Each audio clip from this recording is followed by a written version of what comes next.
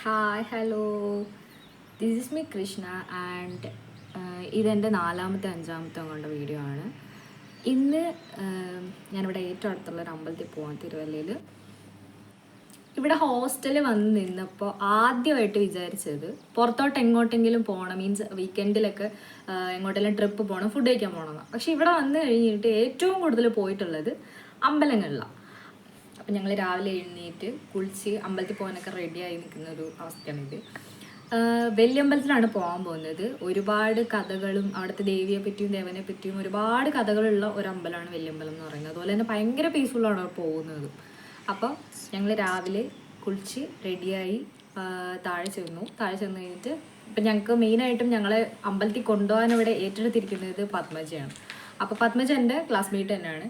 അപ്പം ഞങ്ങളെല്ലാവരും ഒരുമിച്ച് പോവും. ഇവിടുന്ന് വളരെ മീൻസ് ഞങ്ങളുടെ ഹോസ്റ്റലിൽ നിന്ന് വളരെ തൊട്ടടുത്താണ് വലിയമ്പലം എന്ന് പറയുന്നത്. അപ്പോൾ അവിടെ നിന്ന് പെട്ടെന്ന് പോയിട്ട് തിരിച്ചു വരാൻ പറ്റുന്നൊരു ഇതാണ്. അപ്പം ഞങ്ങൾ ആദ്യം തന്നെ ആളുടെ അടുത്തിരുന്നു. പത്മജി ഞങ്ങളെല്ലാവരും കൂടെ ഒരു 4-5 പേരുണ്ടായി. അപ്പം ഇന്ന് അവിടുത്തെ ഉത്സവം ആണ് വൈകിട്ട്. അപ്പോൾ അതിനും പോകാന്നുള്ള ഒരു തീരുമാനത്തിലൊക്കെ ഡിസിഷൻ എടുത്തിട്ട് ഞങ്ങൾ അമ്പലത്തിലേക്ക്. അപ്പോൾ ഇതാണ് വലിയമ്പലം. ഒരുപാട് പ്രതിഷ്ഠകളൊക്കെ ഉണ്ട് ഇവിടെ. അതുപോലെ ഞങ്ങൾ ഇവിടുന്ന് പ്രാർത്ഥിച്ച് നേരെ ഇറങ്ങി അടുത്തുള്ളൊരു ശിവൻ്റെ അമ്പലം ഉണ്ടായി. കുറച്ചുകൂടെ ഒരു പഴയ അമ്പലമാണ് ശിവൻ്റെ അമ്പലം എന്ന് പറയുന്നത്.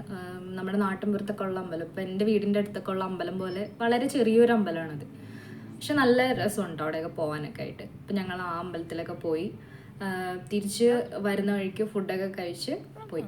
പിന്നെ വൈകിട്ടായിരുന്നു ഉത്സവത്തിൻ്റെ ഇതിന് പോകാമെന്നൊക്കെ തീരുമാനിച്ചു. അപ്പോൾ ഞങ്ങളെല്ലാവരും ഒരുമിച്ച് ഉത്സവത്തിനൊക്കെ പോയി. ഭയങ്കര രസമായിരുന്നു. കാരണം കുറേ കാലത്തിന് ശേഷമാണ് ഉത്സവത്തിനൊക്കെ ഞങ്ങളെല്ലാവരും മീൻസ് കൂട്ടുകാരായിട്ട് പോകുന്നത്. അപ്പോൾ അത് ഭയങ്കരമായിട്ട് എക്സ്പീരിയൻസ് ആയിരുന്നു. ഫുഡ് കഴിക്കുക അവിടുത്തെ, പിന്നെ അവിടുത്തെ സാധനങ്ങളൊന്നും വാങ്ങിച്ചില്ലെങ്കിൽ കൂടെ അവിടെ വെറുതെ നിന്നിട്ട് ഇതിൻ്റെ പൈസ എന്താണെന്നൊക്കെ ചോദിച്ചിട്ട് വരാം.